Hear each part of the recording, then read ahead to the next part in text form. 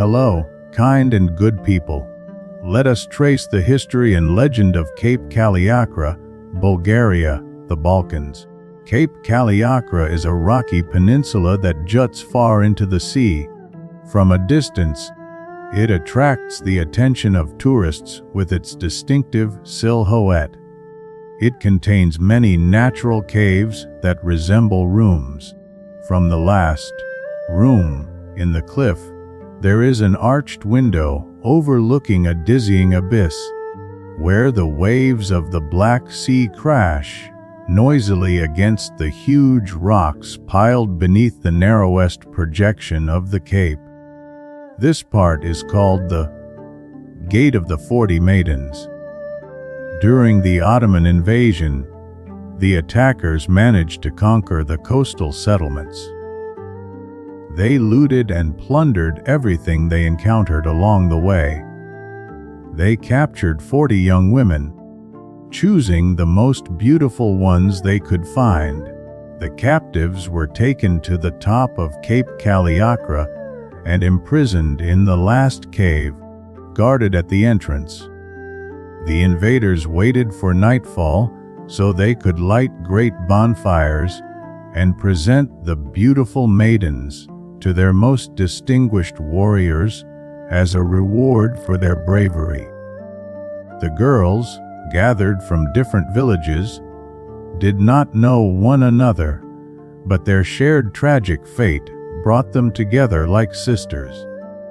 None of them wished to be dishonored by the invaders. Throughout the day, they searched for a way to escape the fate awaiting them. The bravest among them revealed a path to preserve their honor, pointing to the window and saying, "There lies salvation. There. The sea will take us in." Some of the maidens were terrified and began to wail, but most regained their courage and comforted their companions. "There is no life left for us. Better to die pure in the sea than fall into the hands of the soldiers." For a long time the maidens debated. While some still trembled with fear, they were young and wished to live and enjoy the world. Yet the majority bravely chose their fate, death rather than humiliation. To ensure that none would lose courage at the last moment, they braided their hair together. As the sun began to sink toward the west, they stood up. In the center was the bravest and most beautiful maiden. She took a step toward the window, and the 2 rows of girls on either side of her trembled like wings.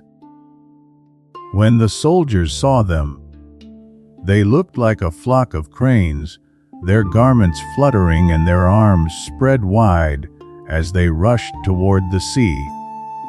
Mesmerized by the sight, no one thought to run after them or attempt to save them. The 40 maidens fell into the sea and perished in the waters, reddened by the sunset, preserving their good name and maidenly honor. The second legend of Cape Kaliakra is connected with Saint Nicholas, the patron saint of sailors. The saint was fleeing from the Turks, and God kept extending the land beneath his feet so that he could escape. Thus, the cape was formed. In the end, however, he was captured and beheaded. Today, there is a chapel there, restored in 1993, symbolizing his grave. During the period of Ottoman rule, a dervish monastery also stood on this site, and it was believed to house the relics of the Turkish Saint Sar Saltuk. The greatest naval battle in the region took place here. The Russian squadron, led by Rear Admiral Ushakov, defeated the Ottoman Armada, and with this victory the Russo-Turkish War of 1787-1791 came to an end.